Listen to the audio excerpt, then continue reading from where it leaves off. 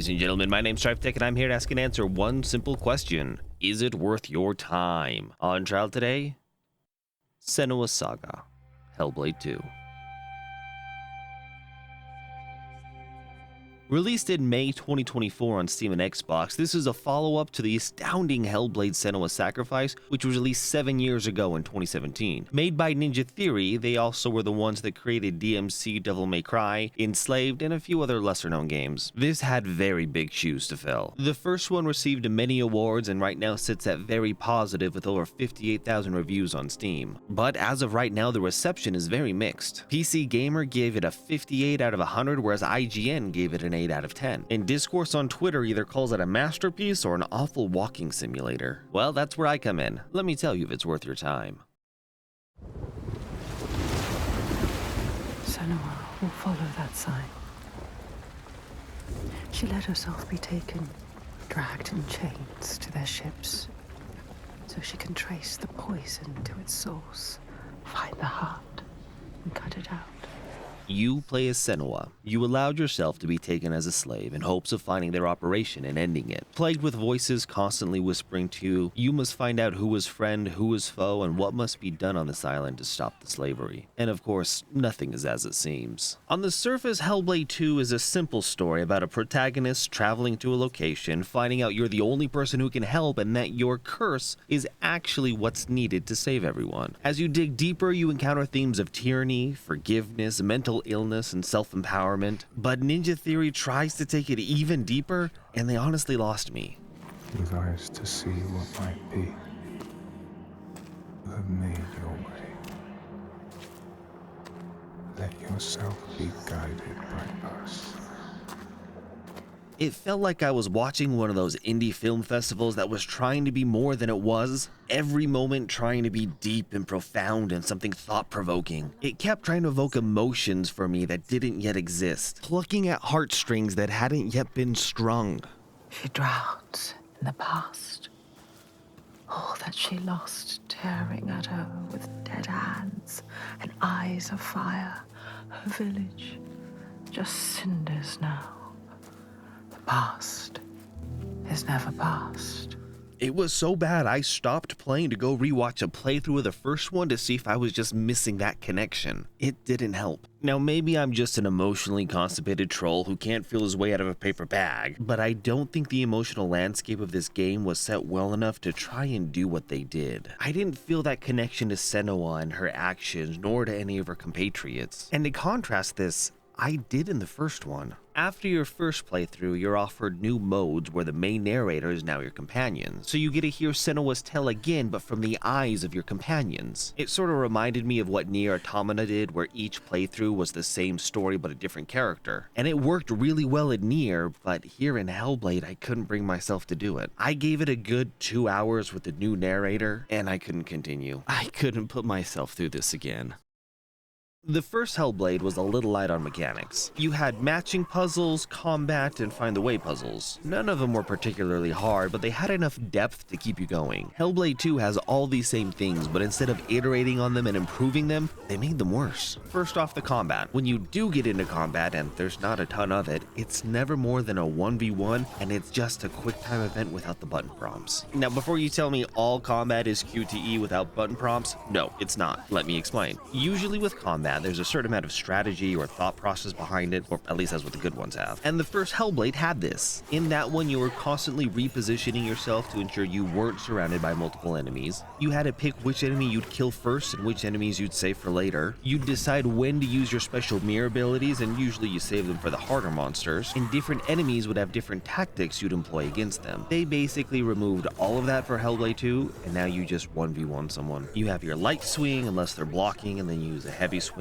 Parry all the attacks unless it's a red, then you dodge and dodge the grabs, and that's it. That's all the combat. Now, it does look amazing. It's very visceral, very realistic, and it has a lot of potential. They even allow you to animation cancel your swings for dodges and blocks at any moment, and it's all just so seamless. But the novelty of how good it looks quickly wears off and turns into a tedious assembly line of killing. Kill someone, get kicked or pushed, and someone else comes out. Kill them, repeat.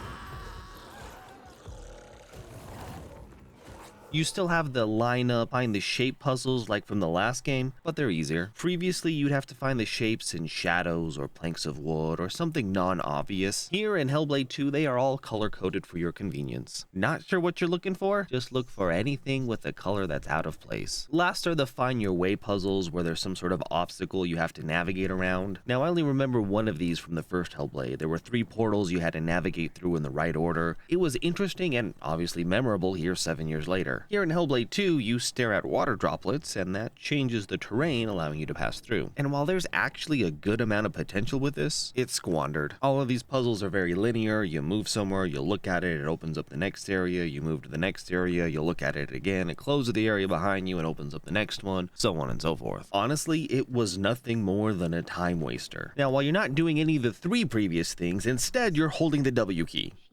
Walking. And walking. And walking. And walking. A single playthrough will probably run you around 5-6 hours, give or take. I'd say maybe about 2 hours of that is cinematics. 3 hours of it is just holding the W key and walking forward. And the last hour or so combines the other 3 elements I spoke of before. And I'm only exaggerating a little bit. This is the one place Hellblade 2 excels. It looks incredible. The realism on the faces, the landscape, and the environments in the background, they all look so realistic. But beauty is only skin deep. After a couple of hours, you get over the beauty of the game and you start looking deeper, and you start running into the multiple problems I've elaborated on. Honestly, it almost feels like this was a tech demo for Unreal Engine 5 that just went on for way too long. The voice acting is top-notch and is only enhanced by the fidelity of the faces. However, the constant drabble from Senua's extra voices just got tedious and annoying. This is the path we need to take. No, she's not listening to I'll us. lead you through. All right, She's so sure. How can you be so sure? let's go. He is with you. The others will not follow. After you. Lead the way. She doesn't know what she's leading them into. You don't know what you're doing. Now, before you say that this was probably the intended purpose, you need to really listen to the voices and the uselessness they give you. There was never a reason to actually listen to them. In the previous game, they would call out things that might be missing or an enemy was sneaking up behind you. However, you didn't know if the voices were lying. You didn't know if you could trust them or not. They were usually more helpful than harmful, so you did have a reason to listen to them and do what they said. In Hellblade 2, they're just nothing. They did lie to you and do a little bit of a trick at the beginning of the game to you, but then never again. In the first game, the voices enhanced the experience. They made you question everything. They made you introspectively look at Senua and what she was doing and what she was thinking. That's not the case with Hellblade 2. You don't know what's in here. I can feel their fear. You've been here before. A night forest. A haunted place. You know what to do.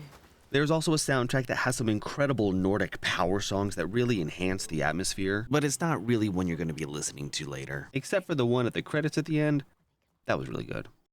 So, is it worth your time? This feels like what happens when you tell a little child they did something really well. The same things happened here. We said Hellblade 1 looked really good. We said that the voices were a really cool effect and the story was intriguing. We didn't mention the gameplay much because it wasn't anything out of this world, but it was enough to keep us playing. Ninja Theory took those compliments and went deep on them. The graphics played off for the most part, but that beauty was only skin deep. The voices turned into a nuisance and the story was bland on the surface, but at the same time trying too hard if you started to dive into it. At a $50 price tag on Steam, I would say no, this is not worth it. And even at the sort of free price tag that comes with Xbox Game Pass, I'm hesitant to recommend it. Maybe if you walk into this game knowing it's a cinematic experience, not a game. That it'll take about 5 hours of your life pressing the W key, listening to a bland story while enjoying a very beautiful background, but then give you some mindless puzzles just to make sure you still have a pulse. If you know all this going into it, then maybe. But otherwise, no. This is not worth your time. But hey, feel free to argue with me down in the comments or over on Twitter about it.